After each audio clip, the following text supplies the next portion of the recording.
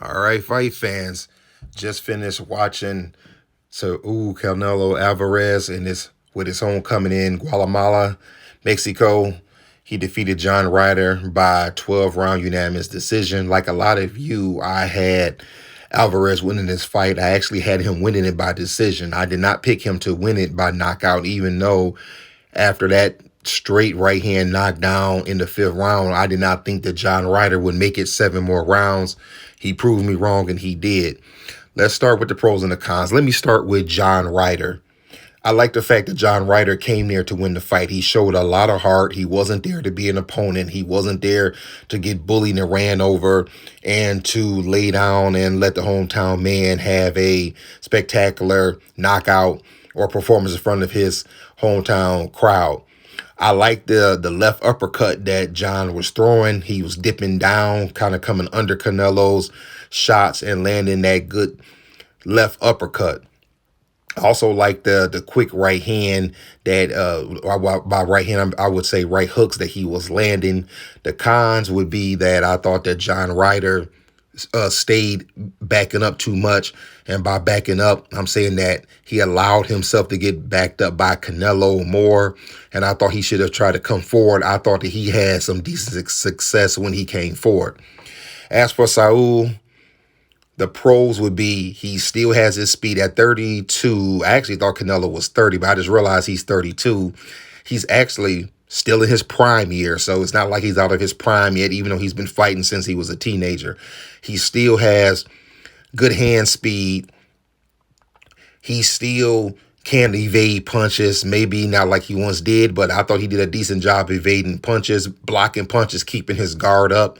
I thought that the body work, the left to the body under John Ryder's right jab looked pretty good, and the straight right hand was thundering tonight.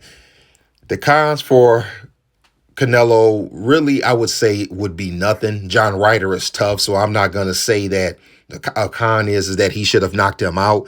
I did not expect him to knock John Ryder out. Like as I said, John Ryder is a tough fighter, so I don't really have any cons. Let's talk about the fight. I think that it's going to be difficult to see a lot of movement in the fight because that ring looked really small to me. It could be just my eyes, but it seemed like that ring was small, and it seemed like the two of them pretty much standing in front of each other for most of the fight, going toe to toe. Toe to toe. Throwing their close shots was the best course of action because there wasn't really a lot to move around in there. I felt that the first 2 rounds that the two of them were really filling each other out. By the third round, I thought that Alvarez began to pick it up a little bit, and I thought that he really found something with that left hook to the body. Every time John Ryder would either extend his right hand a little bit too long or he would throw that jab, Alvarez would hit him with that left hook to the body. He couldn't really land his patented left hook because I felt that John Ryder in his stance, he was really leaning more to his left, which really took away from Canelo landing that hook upstairs. But the negative of that is that it allowed Alvarez to really land that straight right hand. I believe Alvarez did a lot of good job with the jab in that third and fourth round, which is what I believe really bloodied up John Ryder's face. And then we get to the fifth round, he lands just a straight 1-2 left, straight right hand. They were hard too. And basically John Ryder's body just malfunctioned and he went down. That wasn't a flash knockdown. That was a hard flush knockdown. He takes the 8 count. He gets up. And to be honest, I didn't think that he could make it 7 more rounds, but he did. I thought that Alvarez did basically what he did in rounds 3, 4, and 5 the rest of the fight until we get to the final bell. I'm going to give John Ryder some credit. John Ryder did hang in there. He won a few rounds. And like I said in my pros and cons, when he came forward, I thought that he found some success. Not enough success to where I thought he could win the fight, but I thought he found some success in there. I think that one of the biggest issues is that he does not have the power to hurt Alvarez.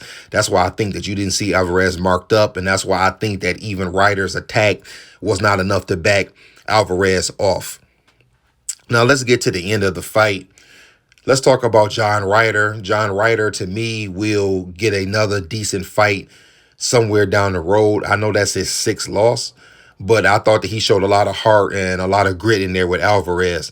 As for Saul Alvarez, Bivol was the talk. He wants to fight Dimitri Bivol next, and he wants to fight him at light heavyweight. Now, they said something at the end of the fight about Bivol saying that he wants to come down to 168 so he can fight for the undisputed super middleweight title. I suppose so he can be undisputed at that weight. But I like what Alvarez is saying is that, no, I lost to you at light heavyweight. I want to fight you at light heavyweight, because this is the thing. If Bivol comes down to 168 and Alvarez wins that fight, we all know what's going to happen. People are going to say that Saul drained him,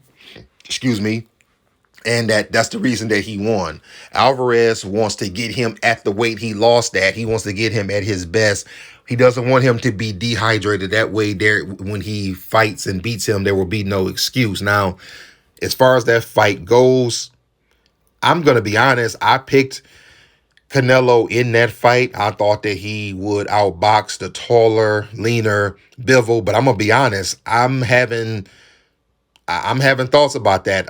I don't know if I can pick Saul in that fight. I think that Bivol may beat him again, and he may beat him again by the same game plan that he used in the first fight. What I would rather see is Alvarez stay at super middleweight and fight Benavidez. If he doesn't fight Benavidez, I would like to see him fight Charlo. And if he doesn't fight Charlo, I would like to see him fight Andre. I think there are fights there to be made. There are guys there that people will say he's ducking if he doesn't fight them. If he never fights them, people are going to say those are 3 guys right there that he ducked. I know he mentioned before they should fight each other, but I think he would be better off fighting one of them. But knowing Alvarez the way we do, he's going to want to go up to light heavyweight and right that wrong. And we'll see what happens. What did you think about it, fight fans? Did you have Alvarez winning the fight by knockout, or did you have him winning by decision? And what do you want to see him do next? Do you agree with me that he should maybe stay at super middle and fight one of those guys I named, or should he go up to light heavyweight again and try to right that wrong and get the Bivol rematch? If you haven't already, like, comment, subscribe, hit the notification bell so we can keep talking boxing. All right, fight fans, that's all I got. I'll let y'all later.